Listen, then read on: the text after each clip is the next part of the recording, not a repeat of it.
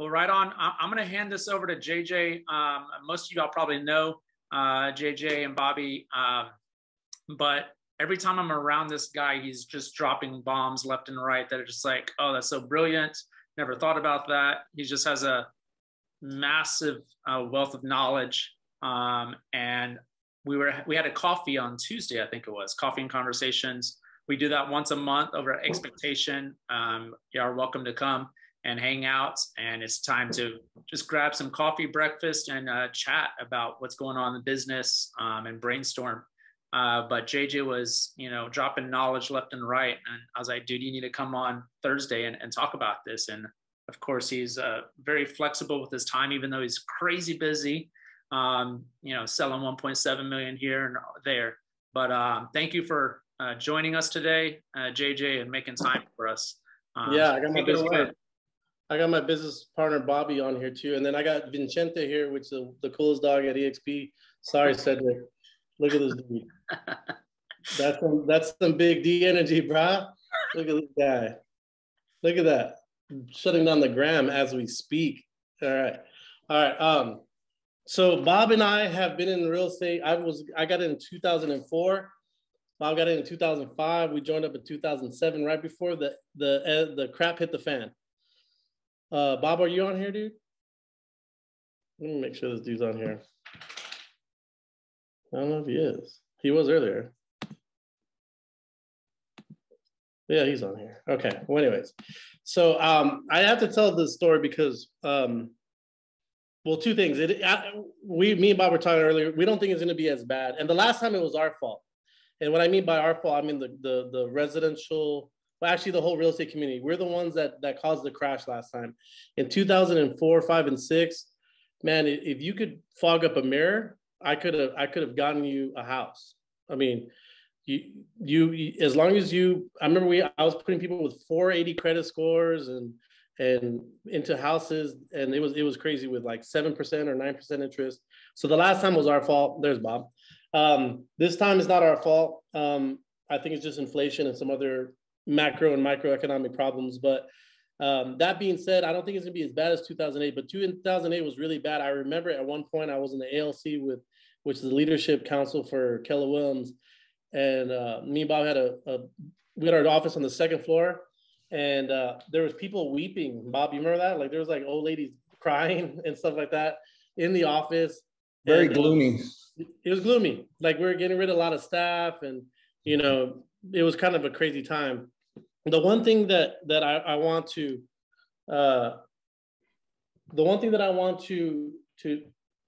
let everyone know is when we talk about the tactics that we need to control or get ready for this micro shift. I don't think it's going to be a big shift, but for the micro shift that's, I feel like, starting to occur, the one thing that saved us, I feel, the number one thing, and if you want to write this down, is you have to change your mindset to complete and utter positivity. Bob, I remember going up to Bobby in our office. I was like, man, I don't know what's gonna happen, dude. I think maybe we got in real estate at the wrong time, or I'm always that prepare for the worst, expect the best. And what did you say, Bob? We got VA buyers. We're like, what was your outlook? I truly, to this day, I believe that I'm going to be fine no matter what. I don't know if it's just my positivity, or I'm always going to land on my feet, or it's always going to work out for me. I've always believed it, and that's just the way I live my life. So, and JJ's always the opposite. So somewhere we have to meet in the middle. I have to cheer him up, and he has to, I guess, ground me a little. Yeah, ground him to reality, because we made some moves, and I really feel like the moves were at the right time. But what I wanted to cover today is that we can't stay stagnant, and whatever we were doing for the last year, 2 or 3 or 4 or 5 or 6 or 7 or however long you've been in the game, it's definitely it's gonna change. So what I wanted to at least start with is you're gonna have to change to being extremely positive. The mastermind groups that we're having every couple weeks or months are working. This Thursday afternoon consistent training is working. If you haven't checked into it, you really should, because as a collective group, I feel like we should have the pulse on the market. And if we have the pulse on the market, then then we'll be able to bob and weave as it come up. But number one thing you need to write down is you have to change to extreme Bob. I want to call it Bobby Cortez positivity, because when I came from that ALC meeting and we fired half the staff, and I literally I exaggerate a lot for the sake of the story, but this time I'm not. There was literally old ladies weeping at Keller Williams about the market, and Bobby. I went upstairs and Bobby was listening to Blink 182 and jumping around and happy to be in real estate. So we have to have that energy. That's number one. Well, one of the things is I just always felt like we did it right. Like we've always prided ourselves in having a large database and hitting our database and getting as much as we can out of our database. And as long as I did that, I knew I was going to be fine no matter what. So that's a lot of it had to do with our work ethic and what we've done to get where we're at. It wasn't just blind positivity. No. I'm saying that's the number one thing. We're going to go through a lot of different things, but number one thing is you really do have to stay positive, because because what's has been working for you is those wells that we've been pumping, they're going to dry up, and the skills that we have maybe at this point, there may not be enough of that. And so, and that being in real estate sales in itself is crazy, and being in real estate sales in itself is it's I think it's the hardest way to make an easy living, right? So it just gets a little bit more, you get down on yourself and you're like, man, this time last year I was killing it, and now it's going to get harder or different is really what it's going to be.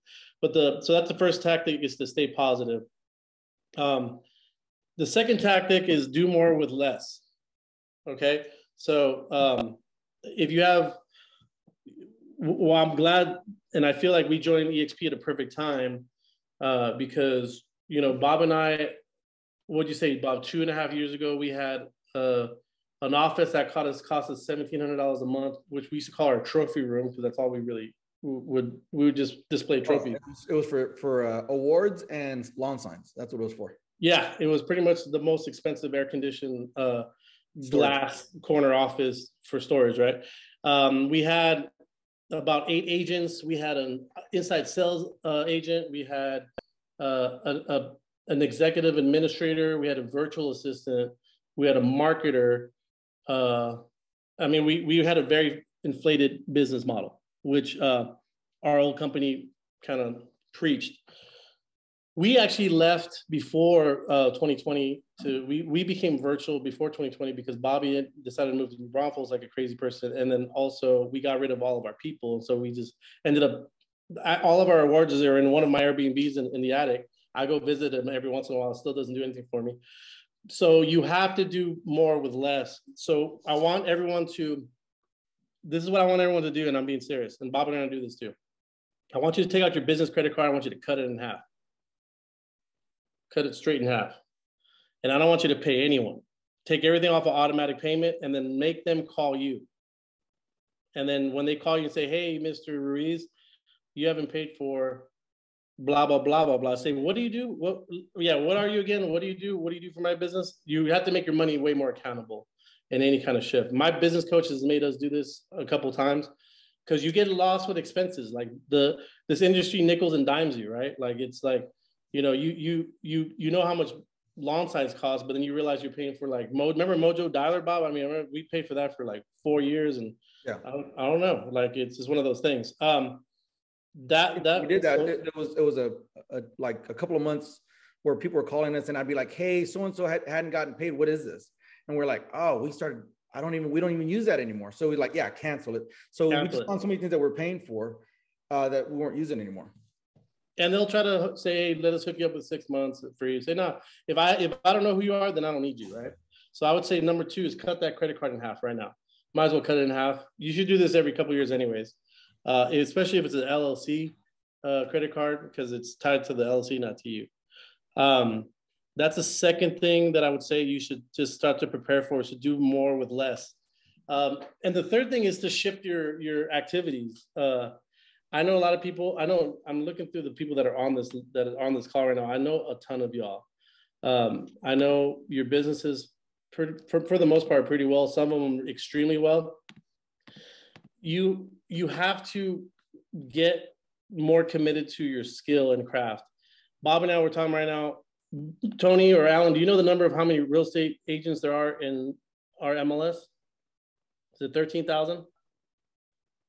Yeah, it's like 13 or 14,000. 13 or 14,000. Okay. The average over the 18 years that I've been in business, it's been around 7.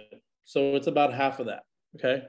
That's the average. Like 2009, there was like, it was really low. There was like 40 something hundred of us.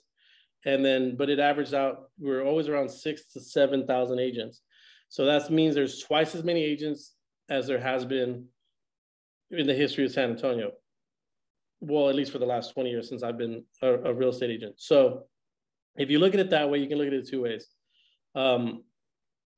which is perception, right? You can say like, well, there's going to be a lot more competition to fight over the scraps. What Bobby and I see is like, no, they're not going to pay their dues anymore.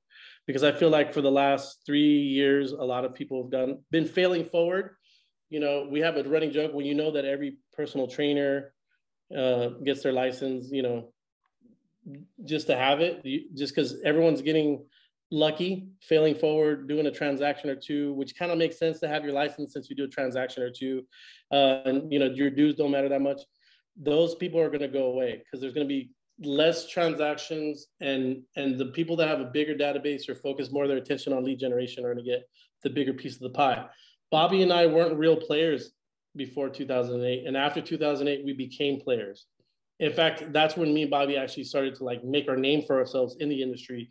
And it's a huge opportunity to do that because like Bobby said, we've always been database driven and lead generation driven. And really, we were always coached, which was great. We were always coached into doing activities that were different than the year before. So how we acted in 2006 was different than how we acted in 2007. But that was extremely different in 2008 and extremely different in 2009. And so in this industry, as it shifts, I don't think it's going to be as huge of a shift as it was before, but as it does adjust, we adjust with it.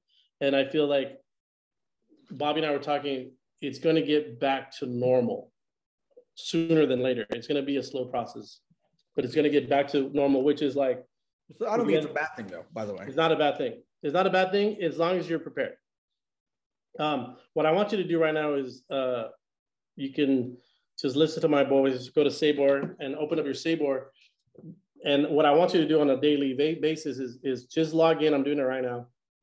I'm old school and I go to search, just the old school search.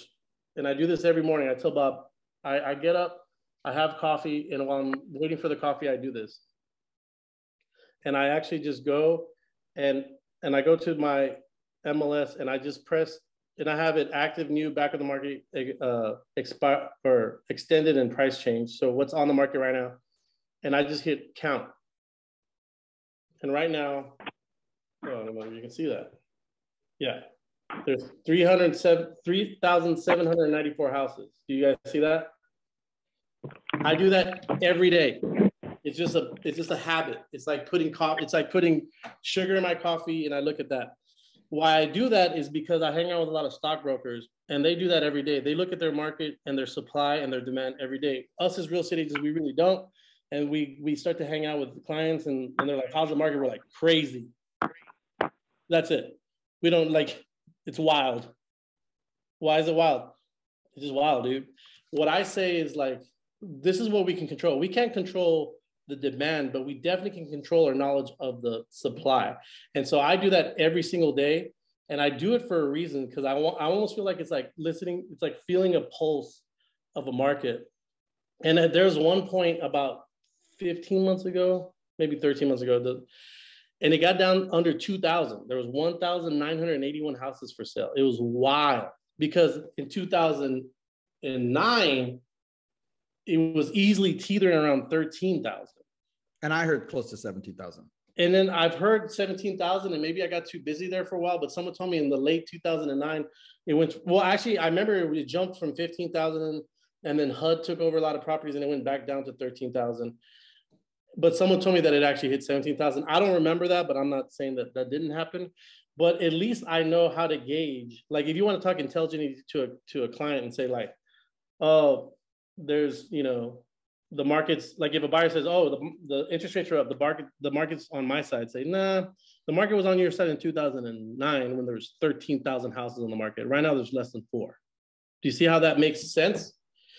Also, I do it because, and everyone on this coaching call, I hope, starts to do it so that you can start to see how it feels and how I gauge the market. And of course, there's formulas and I can share with you the formula of making it a buyer's or a seller's market. But it's a little bit more than that. For me, I think once we hit about 52 to 5,500 houses, we're going to stop getting multiple offers as much as we are right now. And then once we hit 65 to 7,500 houses, we're actually, after 6,000 houses, sellers are going to start almost always paying for title and home warranty. Remember those days? It was almost like a seller's cost, almost no matter what. But right around 6 to 6,500, that's where, like, hey, seller's going to pay for title and home warranty. Like, it's almost like, why wouldn't you, right? Remember those days? Because those days have been gone for a while. And then once we hit the 7, right around 7,000 listings, I feel the closing paragraph 12. I don't know if you newbies know what paragraph 12 is, but paragraph 12 is the closing costs. It's going to be closing costs that we're going to be able to negotiate for the buyer. And so they only have to come up with their down payment. And between 7,000 and 9,000 houses, I mean, there's going to be, more closing costs and price reduction, and that one is going to take a while to get to because there's still an extremely low inventory, and it's going to take us at least 4 years to catch up to demand. But you should start looking at those numbers as pillars. And the reason that I know those numbers is because I look at it every single day, at least 4, I'm going to be honest with you, 3 to 4 times a week. It's just one of the routines that I do because I want to know if I'm at a cocktail party or at a happy hour or talking to a client, or Bobby's client calls me about residential, I want to say, like, you know what, there's 3,700 houses for sale today. So I don't know. It seems like there's not enough houses on the market. So I want you to at least create that activity starting today, is to actually look at the supply as many times a week as you possibly can. The next thing I want you, and Bob, you want to chime in on that at all? I'm sorry, bro. Yeah, and there are two extremes, like the 1,800 or under 2,000 homes on the market is far an extreme from where we're at over 13,000. So over 13,000 homes on the market, you had to be not only the cheapest house on the market, but you also had to be the best looking. And it still didn't mean you were going to sell it. And you were still going to get lowballed at that point. So you were the cheapest and had the most upgrades, and they were still going to lowball you because there was just too many houses, too much competition. And sellers were so excited to get an offer that they didn't want them to go away because they didn't know if they're going to get another offer this month. So they'd make it work any way they can. So that's a total extreme from 1,800 homes on the market. We're seeing 20 something offers, people going 40,000 above, still losing. Cash was winning, closing a week. So we're going to be somewhere in the middle. I'm thinking it's going to be we're going to get rid of a lot of the new agents that really, everyone deals with those agents that really don't know what they're doing. But we're not going to get rid of the new agents that are working, though. We're going to get rid of some old agents too. The ones that don't know what they're doing. No, the ones that don't, and this is what I want to make clear on this call. You can be in this game for 15. We've seen Bobby here. I try to stay humble, but Bobby and I are the only team that was at Keller Williams City View out of 800 agents that was consistently in the top 20 since before the market crashed. Who else has been up there? Remember, Bobby, it was like Misty Wood and like all those people. They're all gone. Everyone. We were the only ones. We were the last of the Mohicans that actually saw the last shift. That's why I feel like Tony asked me to do this call. We've seen the last shift. We were in it before the shift. We were in it during the shift, and we were in it after. And everyone that was on top with us are gone. They all retired, unfortunately died. They just didn't make it. They made a couple of gangster moves that didn't work out for them, and they went on their merry way to do something else. But Bob, think about in 2007 who was killing it. They're all gone. Everyone's gone. Everyone since then is new. I don't think there's anyone at that time that there's some people still left, and a lot of them are kind of, but they're not on top part-time or they're not top 20 of any office. They're just they're the retired agents that still help their families and stuff like that. And that's why I feel that, we want to help as much as we possibly can here at our new company with the new culture, which I feel is way more apt to maintain any kind of shift, no matter how extreme, because we run really, really lean at EXP.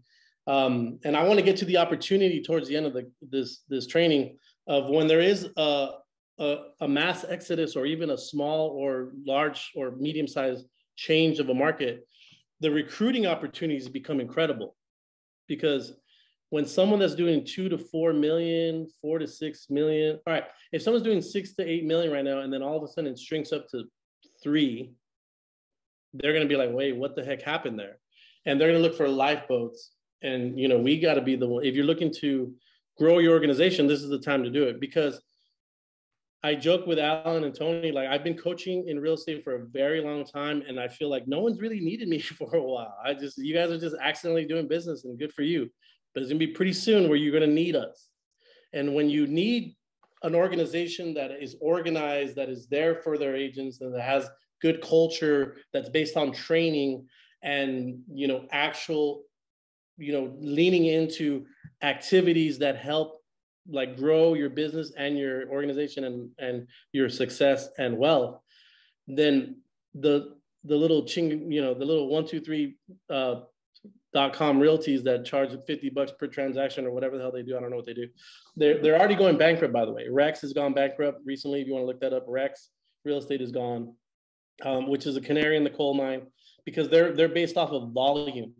When you do a per transaction brokerage, you need a lot of agents doing a lot of transactions. You need thousands of agents doing 1 or 2 transactions, or you need some Dayton traders in there just kicking out doors, doing hundreds and hundreds of transactions. So when that model only works when there's a lot of transactions to be done by a lot of agents. When that shrivels up, you're going to see a mass, at least a mass orphanage of agents that should really grasp onto companies and organizations like the one that we have right now that actually are going to lean into their agents and train their agents and show them the way. Because all the tactics that we're doing right now, and every single time that we train, we don't hold anything back. If you guys notice, Bobby and I tell you exactly what we do every single day. I give even Alan and some other people on this call access to my calendar. They know what I'm doing on a daily basis. And that's what's different between us and a lot of companies, is that we're there for the agents. Even like right now, Tony's like, I need you to talk on Thursday. I was like, you got it. You got an hour. I got an hour to help anyone. I don't care. Like, that's who Bobby and I are. But the reason that we are talking is because we were the only ones that have done a volume of business since before the 2008 crash. And all we really did, and by the way, the opportunities for newer agents is great too, because I remember, and Bob can attest to this, Bob, were we buyer's agents or listing agents in 2007? We're listing agents at that time. And I remember we got an award for most listings at the company, and we shifted to buyer's agents because we couldn't control our money. So if you get a listing, you can be cheap, you can be pretty, you can sit on the market for 2 months, it can expire. They can decide, hey, I'm just going to keep until something happens. And then, but we realized right away, if you got a buyer, you can find them a house, you can get them closing costs, you can get paid within 30 days.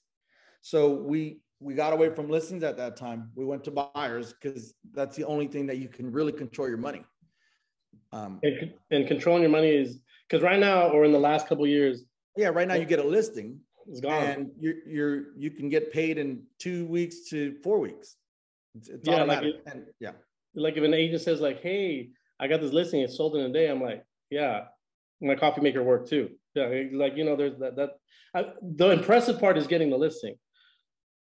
That's the impressive part. Selling the listing, the market's got your back. So Bobby's correct. You have to follow the money. So that's the next thing the next thing that I want you to write down. And how many are we in? So we stay positive, right? Cut expenses, right? And then what was the third thing? Sorry, watch the market. Say again. Watch the market. Inventory. Yeah. Shift your activities. Shift your activities. Let me say on that a little bit more. So I want to ask everyone on this. Look, I don't know. If I sat down with anyone on this, like if we pretended like I was a buyer, and if I sat down with anyone on this meeting, how many of y'all could sit in front of me and tell me what my payment would be on a house? Can you just like, I would say not a whole lot of us. A lot of us, we kind of lean on the other professionals in the industry to do their jobs. Can you bust out a calculator on the MLS? Can you be showing a house with the buyer and say, I don't know, babe, I don't know if I like this one. Say, well, what's your problem? Well, what is it? Well, I don't know what my payment is. And a lot of agents, they say, well, let me go talk to so-and-so at Gold Financial and I'll get back to you. And then I see agents do that and I say, how come you don't just bust out the mortgage calculator in front of them? Because I do that stuff all the time. And they go, well, I just never really worked on that skill. Well, this is time to work on that skill. There's a lot of skills that we all have that are outside of, just lead generation and being cool and having the database that we have to work on. Number one, if we're going to shift our focus to buyers, is to learn as much as humanly possible about the loans, how interest rates will affect someone. Because if I'm in front of someone, and I was this weekend because I helped Bob out on the residential side. This guy came in from Vegas, and he's like, well, I don't know. I might wait a little bit. I said, okay, let me tell you what happens if you wait. And I busted out my iPhone. I showed him, like, look, I'm going to take the taxes. I'm going to put it in here. I know that the insurance should be give or take this. Here's what the interest rates are. You got to prove at, 5.25. And then, like, let me show you what happens if it goes to 5.5. And let me show you what happens if it goes to 5.75. And then I asked him, do you think the interest rates are going to go higher or lower? And he goes, higher. I was like, so do you think it's time to wait or pull the trigger now? He goes, well, no, it's time to pull the trigger now. And I had to do that on the fly on a Saturday because I wasn't going to lean up against my loan officer to do the work for me. These skills that you have gotten away not having for the last 5 or 6 years, like, we have to collectively as a group, as professionals, say, nah, I'm going to learn that now. I'm going to learn how to do a payment in front of a buyer. I'm going to talk to my loan officer because loan officers are like, hey, can I take you to the Spurs game? Can I take you to go eat? Say, no. Well, my loan officer knows that I want every single Monday. I say, tell me what the interest rates are. And I don't want to hear about, yes, the par rate and yield spreads, but my underwriter, I'm saying, no, like, what are the interest rates today? And I want to know that on Mondays and I want to know that on Fridays. And why do I want to know that? Because we all collectively should look very intelligent. We should know our market. That market directly affects our market. That market directly affects our buyers. And so we should know it. And we should be able to explain to a buyer in real time, like, and if you ask every Monday and Friday, then you know how I know the inventory of houses, then you'll be like, man, you know what? Like, around my birthday on May 15th, the interest rates were 4.875 and now they're 5.25. So just in the last 10 days, I can show a buyer, you lost $80 a month. And if you can have those intelligent conversations, is shifting your skill level is what everyone has to do on this call. Everyone's skill level has to go up. Doesn't matter how long you've been in the game. Doesn't matter how many transactions you've ever had. Everyone's skill level has to get extremely better. What other skills, Bob, do you feel that, like, that a lot of agents may have did like, I don't know if I have to learn that one. I don't think scripts were pushed a lot during the quarantine because you didn't need them because, buyers are going to put in offers and listings are going to sell. So I think scripts are something that we got away from. You just didn't need to use them. But I think definitely working on them. You know what? And Tony, if you want to have another stuff, me and Bobby can have a script off. We can have another Thursday where we have a script off. Like, who wants to chime in? Who has had an objection recently that they hit a wall? Who's recently on this call that hit a wall? Anyone want to chime in? Something that a buyer or seller told them that you're like, oh crap, what do I say to that? Anyone want to chime? Well, I had one back out of a new build contract because, it's not done yet. And now the interest rate is up to 5.8% is what they were getting quoted. Their contract said 3.7. And now it's put them out of their monthly budget. And they're like, we can't afford that mortgage payment anymore. So, I tried to talk to them. The mortgage guy talked to them. And they're just like, yeah, we can't do it. All right, Bob, go ahead. I would go out. How long did it take them to build that house? Well, we signed probably in February, and it was supposed to be done like in July. So I'm going to use stories for that. So all of my people that built over the past year or two, everyone had equity after the house was done because the prices had gone up so much. I would focus on the price of this house now is blank. Like you already have instant equity. And then I would push if interest rates ever go down again, when they go down again, I would refinance at that point. So I was like, you already have money in it. You can refinance out of it. And the hard thing is really just getting a house right now. Like you have one, the fact that you have a house right now locked in, like not everyone does because of the lack of inventory. So I would push lack of inventory, you got equity, and you can refinance later. So those are the three things I would push. Yeah, for sure. I would Go ahead. I would go further. And my favorite script that I heard Bobby say is like, in 2010, my job was to get you a deal.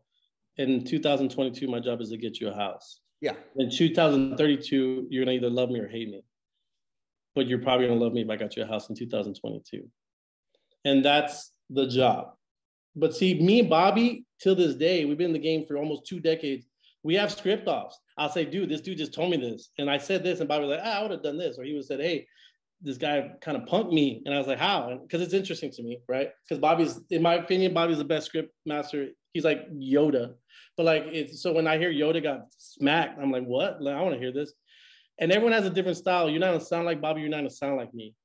But if you don't understand the hurdles, how high they are and how to get over them. So this is what you have to do it as a collective group. We should have a script off once a month. And like, you know how rap battles happen. And then we'll say like, okay, like everyone bring your ugliest objection and let's see how we can get around it. Because Bobby's correct. We've all been failing forward for at least 5 years.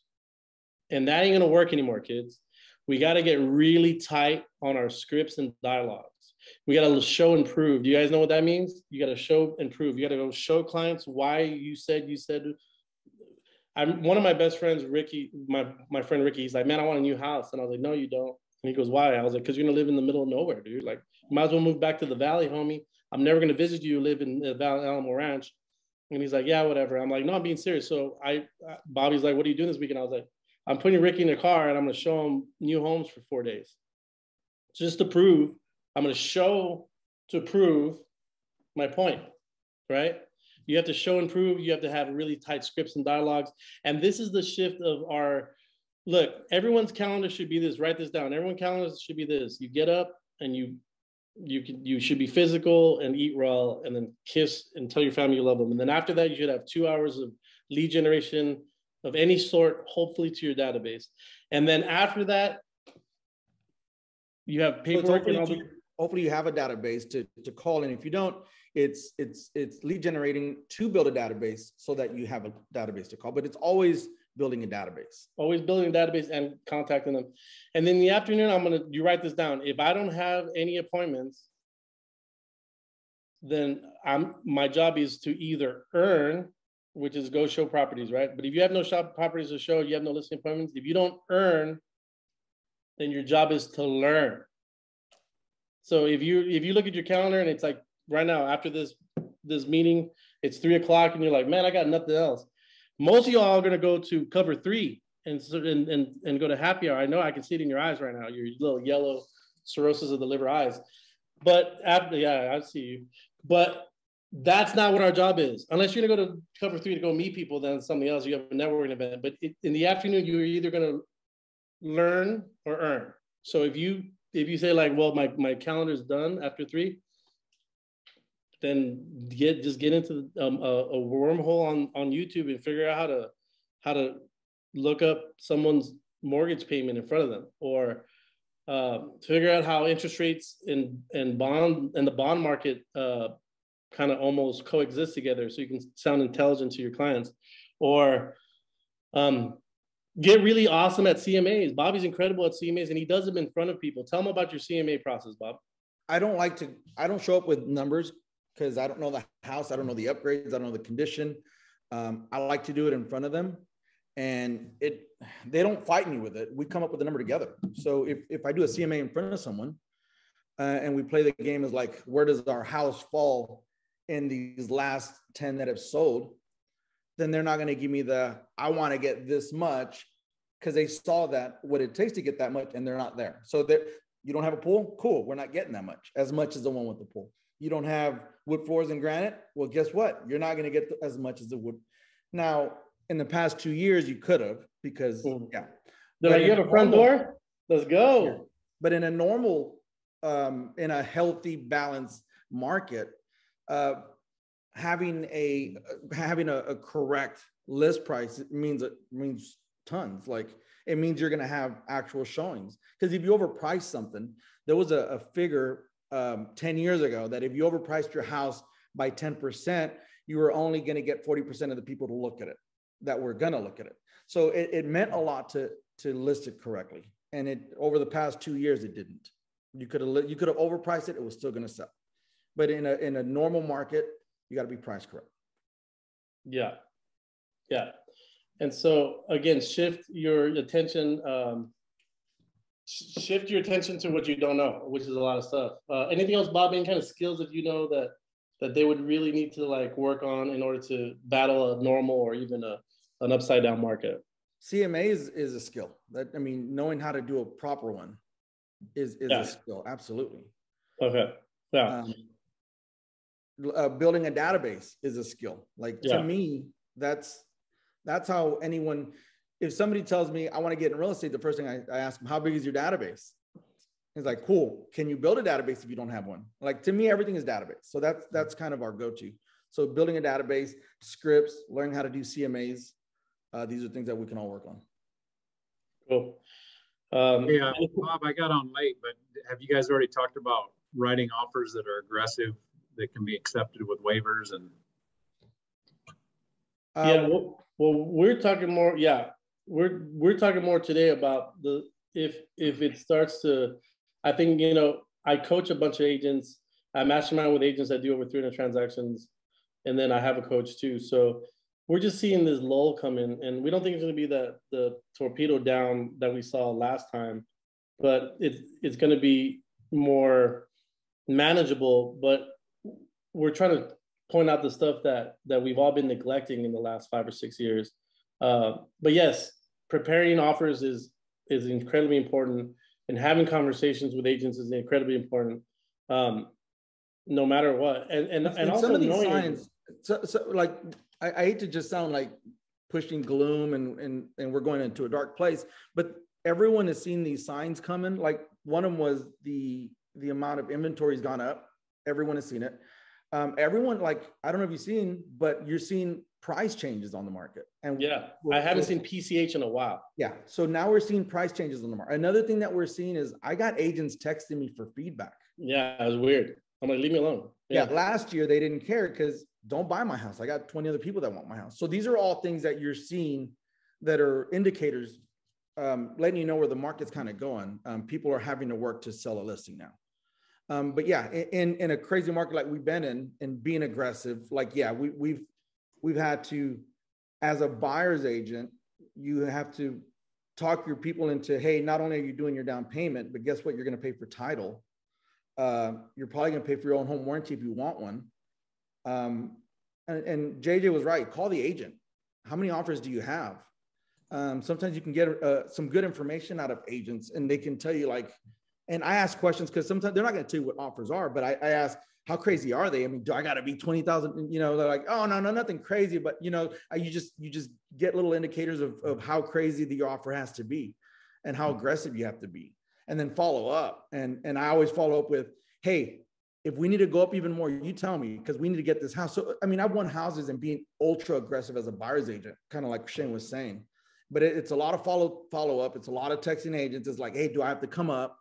But yeah, but we're kind of getting away from that because in the past, like I said, in the past month, you're seeing price changes, and that's not normal. So, JJ? Yeah.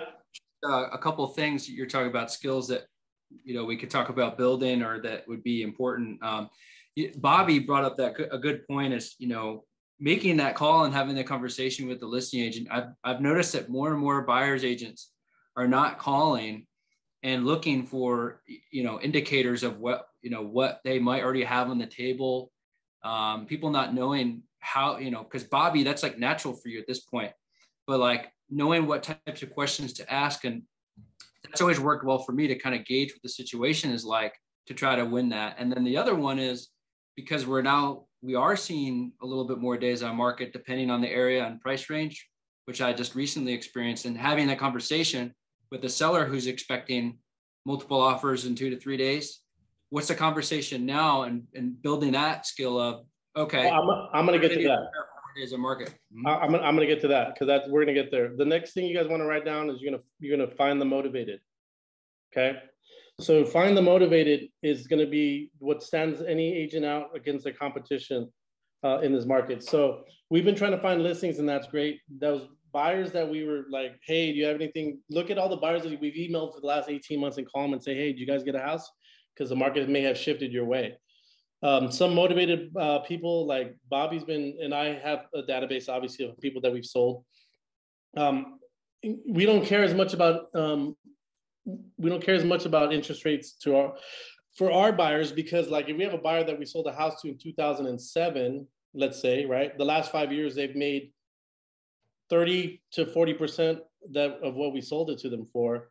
So when they call us and we say, hey, you ready to move? Because there's some houses that are coming on the market, they're like, heck no, everything's at 5.5%. Why would I leave my house at, and here's some statistics, write this down. 82% of all your database that are homeowners are sitting on a mortgage loan for 30 years under 4%. That's 82%. So I know that you guys are all scared to call them for business because you're like, well, why would they ever leave a 2.875 or a 3.25? And how am I convincing them to do that to themselves? Well, this is how. Bobby he's the one that even pointed this out to me earlier today. He goes, look, we don't care about interest rates because I didn't call you for the last couple of years because there was nothing for me to show you. But now that there's stuff for me to show you, let's go get it. And they're gonna say like, well, Bobby, if I can't pay cash, I ain't doing it, because why the heck would I leave my 3.875 house to go buy 5.5? Well, if we sell that house, they're gonna have $150,000 to put down. Let's use round numbers, or $200,000 to put down. They can go put 20% down on a house, drop a PMI, have some extra cheese to buy down the rate. You guys with me? Yeah, people are sitting on a lot of equity right now. Everyone's sitting on a lot of equity. And while there's a house a year ago and you got a ton of equity, depends on where you are. Year and a half ago, 2 years ago. These are the conversations that we should be having with our sphere of influence today. Today, Jack. Today. Not like 3 years ago. Say, hey, and the excitement is going to be in your voice when the confidence that you have about the market, because you look at the market every single day in supply, and you've taught yourself to use a mortgage calculator, and because you're asking your lender every single Monday and Friday what the interest rates are. If you can confidently call your database, I'm going to do it right now. Bobby, I sold your house in 2018. Ring, ring. You answer. Hey, JJ. Hey, Bobby, you got a quick minute? This is JJ, real estate agent, buddy. Yeah, how you been, man? I'm good, brother. How's the house coming along? House is great, enjoying it. We still like it. Hey, I know you wanted a pool, bro. Remember, you really, really, really wanted a pool. Did you spend a lot of money to put a pool in yet? We never did it. Thank God, because whoever puts in the pool loses money. And I want to let you know, man, the market's shifting a little bit. There's actually houses that are on the market for at least a week. So we're actually able to see some with pools. If I found you a perfect house with a pool, would you consider moving? I like our house, and I like, I don't know. I haven't really thought about it, but maybe. Well, I mean, send me what you got. Okay, I'm gonna send you what you got, and then I'm gonna send it to him, and then I'm gonna follow up. Hey, Bob, how'd you like those houses with pools, brother? There's some nice stuff. Yeah. I showed them to my wife. Not a terrible idea. But I'm kind of interested. Like, what is my house worth? Like, your house is worth a ton more than when we bought it, and that's the reason I'm calling you. I feel like a lot of people, if you ever heard the terms, when everyone has a little bit of fear, there's ways to make money. This is the way that you can make money. You can take the equity that we've given you by getting you in early, take that out and go put a big chunk down and have a pretty comfortable payment. I know we got a lot of equity. We're probably gonna make a bunch of money, but how much are they gonna tax me on that? 0 if you've been there for 2 years. Well, I've been here for 12, so. Yeah, so it's 0. So, and that's another reason too. If you would have been there for 18 months, I would say you got to chill. But if you've been there for 2 years and you've had it as your homestead for 2 years, and you literally can take that money, sell it, go to Vegas. I would prefer you go get a house with a pool. You can do whatever you want, and the IRS gets 0. You are going to hear some things, and you're probably going to get some sticker shock, because I'm going to send you to my loan officer if you're very interested, because interest rates are at like 5.5 right now. I got a 4. I mean, it's okay. Well, just let you know, man, if I get you enough cheese out of your house to put 20% down on your next one, we can probably get some extra money and buy that down so that your interest rate's lower and your payment's a lot more comfortable? I think it depends on how much I can make on my house. Okay, well, let me run some numbers and meet you up there. Okay. And see how I found the motivated. You didn't get the pool. You wanted a 1-story. You wanted that school district. But the last time we spoke, you settled for whatever I could find you. You have to go out and create the business. It's not going to come to you as easily as it was the last couple of years. And you have to be way better at conversion. What I mean by that is, and this is even me, like I would have buyers or clients that call me and say, hey, Jay, I'm thinking of moving. And I'm like, nah, I'll get to you when I get to you because, you know, whatever, like the market's crazy and I can't find you anything anyways. We got to get a lot better on like following up with people that weren't able to get it before. But you have to find the motivated and create the motivation, create the sense of urgency. This is why it's a good idea to move now. Because they're going to give you the whole interest rate thing, say, we'll buy it down. You know, like you got to do that. Now, what I want you to do is if you have your MLS open, if you have any listings, and I hope you do, I want you to go to your MLS you go down to your My Listings, and then you're going to click the little MLS number, and then there's all these tabs. On the tabs, you're going to see property, participants, messages, documents, services, and history, right? There's an activity button. I'm trying to find it now. I haven't done this in a long time. But you can actually find the activity of how the house has been, how many times that house has been sent to other people, how many times that someone's actually marked it interested, how many times that house has been. You guys see what I'm talking about? I'm doing it on my phone, so it's probably different. Yeah, it's an activity tab. Yeah, the activity tab. I want you to start doing this every single Friday. You're going to screenshot that for all of your listings every single Friday. Okay, and let me tell you why. Because the first week you're gonna get a listing, and it's going to say 400 people were emailed your listing, 5 found it interesting, 17 found it as a maybe, clicked as maybe, and then 200 said no, thank you. And then I want you to screenshot that and just keep it in a folder named that property. So by the second or third week, if it comes to that, and they call you, and they're always going to call you on a Monday too, because they're going to get mad at you that you didn't sell their house over the weekend. They're going to say, gosh darn it, Tony, I'm going to fire you. Why haven't you sold my house yet? And you're going to say, like, let me tell you what's been going on. Week 1, week 2, week 3. Do you see what I'm saying? You can also find information of how many times they've been shared or saved on Zillow. You can also go to showingtime.com and figure out how many times it's been shown in the same zip code as other houses with the same size and price range, and start to collect this data, because we haven't been collecting this data for a long time. This stuff has been available to us, but we haven't really needed it. I haven't even bought lawn signs for EXP yet, because there's no reason that I need to, because by the time I go take it out there, like Bobby's like, dude, we got 30 offers, right? So you have to get in front of your client, because this is what's going to happen. And I promise you, just even a slight shift, their neighbors are going to be like, damn, Alan hasn't sold your house yet? Mr. Gonzalez sold his house in 20 seconds. Like, damn, Alan sucks. And you're going to be like, and then they're going to call Alan on a Monday, or Cedric, or whoever else is on here, Anna, and they're going to say, or Jason, they're going to say, hey, Mr. Gonzalez used Cooper Sotheby's and they sold their house in 20 seconds. What's wrong with you? And then you're going to have to intelligently have a conversation with your sellers and be like, chill, this is what's happening right now. Does that make sense? That is what is going to happen, I feel. And as long as we can keep the sellers that we list, and as long as we can get really good at the scripts for the buyers that we're servicing, then we're going to be all right, y'all. We're going to be okay. My predictions are we will get less agents, and I want to leave it with, it's the biggest opportunity of recruitment that I've ever seen in my life. because I really do feel that no one's actually needed us until now. And now that they need us, invite them to Zoom trainings like this. Invite them to the event that we're having a week from today that I'm speaking at Goal Financial. We are a culture of learning here. If we weren't before, we are now. And so we got to really not keep that a secret. And I want to just leave the last couple minutes for any Q&A. That was awesome. Got a whole bunch of notes here. Hopefully everybody else took some notes as well.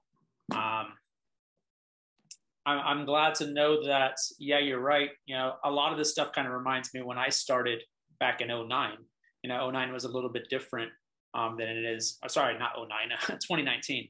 But yeah, obviously it shifted towards sellers, and now it's kind of shifting back. And thankfully, you didn't say anything, for me at least, that goes, I've never heard of that, and I don't know what to do. Now it's I need to work on those activities to get better at them because they're going to come into use. So cool. Yeah, and I think it's scripts, man. I think what we really lack is scripts and dialogue. And it's scripts for everything. Because do you remember I used to do scripts I used to pride myself, and I ended up dropping my listings by 10% with scripts. I call my clients, and you had to do that at some point, because we used to take listings, and it's painful. When you don't sell a listing for someone, you get pain from them. They call you, what's going on? Why haven't you sold it? And you can't just say, you made me overprice it. You know, you got to internally tell them, show them the market and why not. But with scripts, I remember once a week, I'd call them, hey, this is where we're at. This is why we haven't sold. This is where you should be to sell. And there was scripts to get them down. So, I mean, we're not there yet. I'm glad we're not, but yeah. Yep. Everything is scripts and dialogue.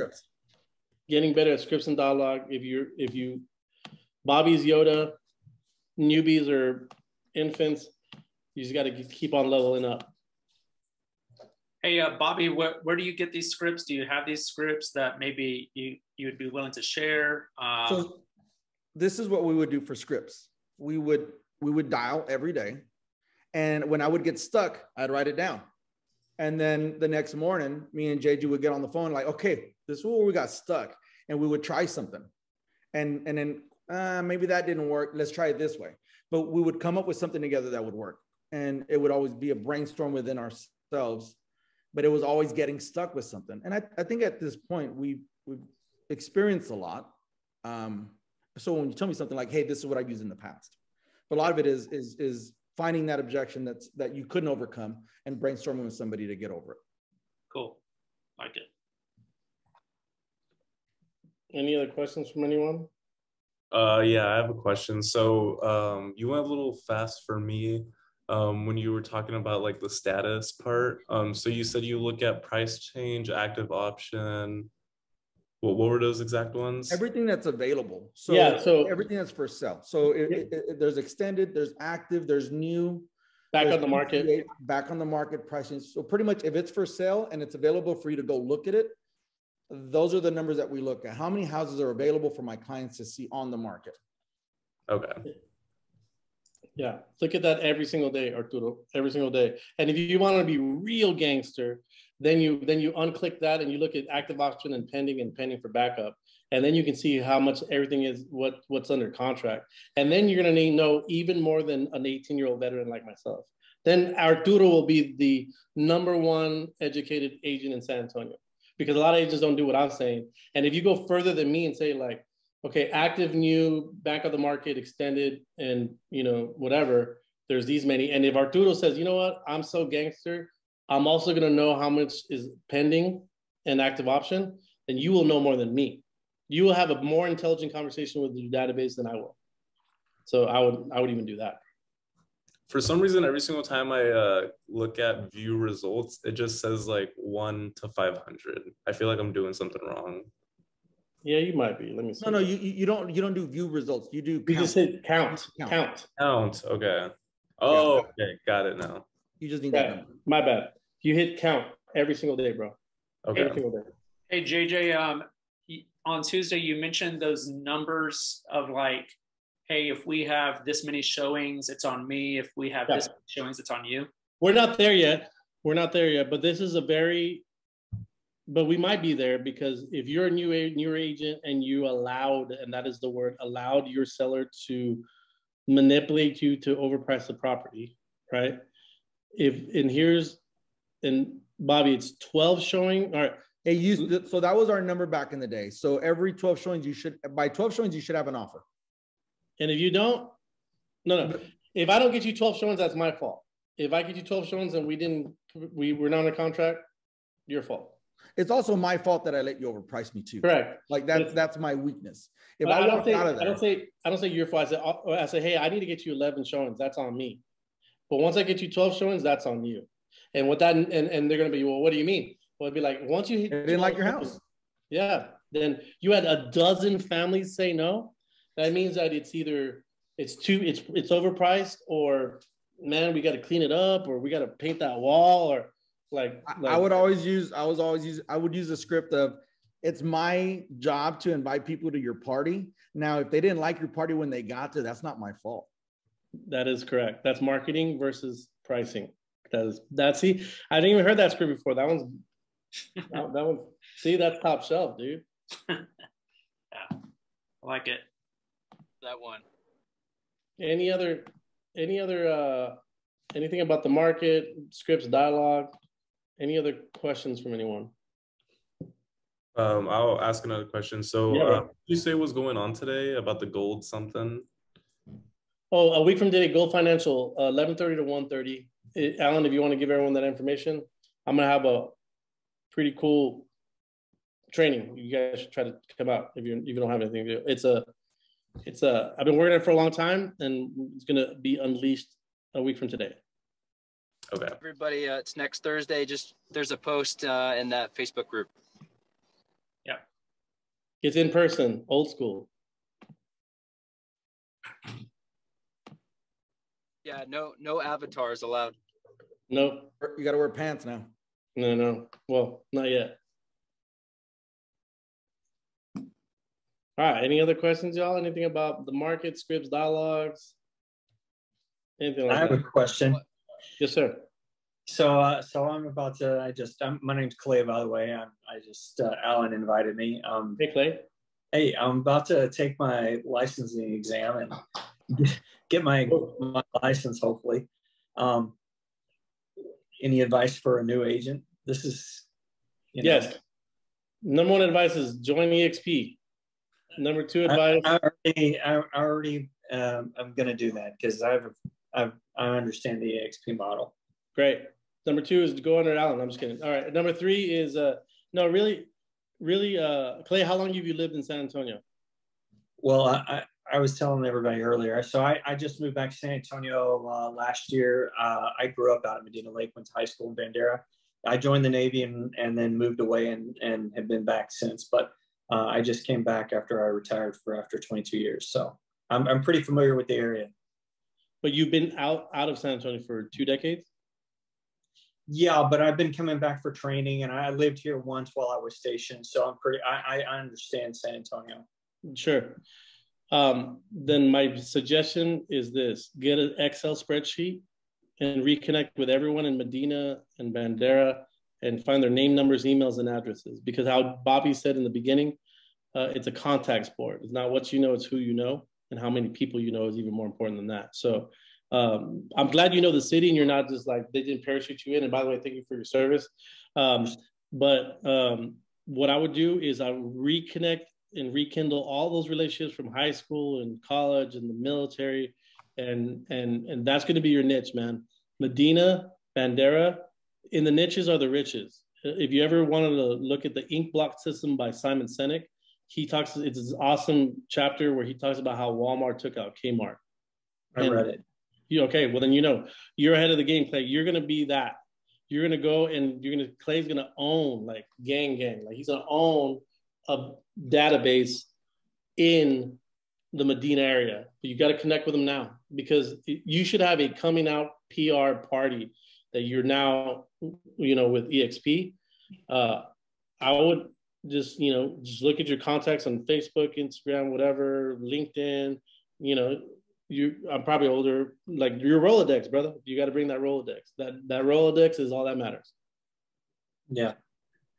That's it. That's all. Just focus on that. You'll be totally fine, especially if you're with us. We take care of our own.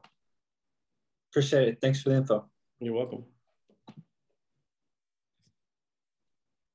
Anyone else? That's it. Dude, that was gold, man. I appreciate it. You know, I love hearing y'all talk and get so much out of it. So thank you so much for coming on. And I did write down that you want to do a script off once a month. So might get you back on for that.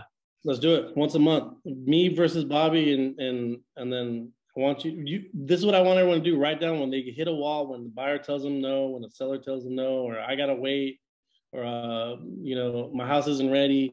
I'm gonna wait till the market gets better. Whenever you hear anything, write it down. And we all have this thing right here, notes in our phone. Just write it down. And just be like objections, and then just throw them at Bobby and I, like throw it at like alley oops, and we're just gonna swat it away like Mutombo and Robinson in their prime. All right, and then record those, and then hopefully people will get. Then I want to resurface and then have, because look, no one's gonna sound like me and Bob. I don't even sound like Bob. Bob doesn't even sound like me. But we all have a different delivery, and not everyone is as aggressive as the other person. So everyone's going to have their own way of speaking. So whatever it is, you're going to change it to the way you speak or what feels right to you. Yeah. But there's nuggets and gold in all those scripts and dialogues. Yeah, for sure. Cool. Awesome. Thanks again. Anybody have a last question? I think it kind of dried up for a bit. So we look forward to next Thursday, man. See y'all Thursday. And thank you guys. We got a happy hour next Friday. Thank you. So. All right. See y'all. JJ and Bobby. Thanks, Tony. Thanks, guys. Thank you. Appreciate it.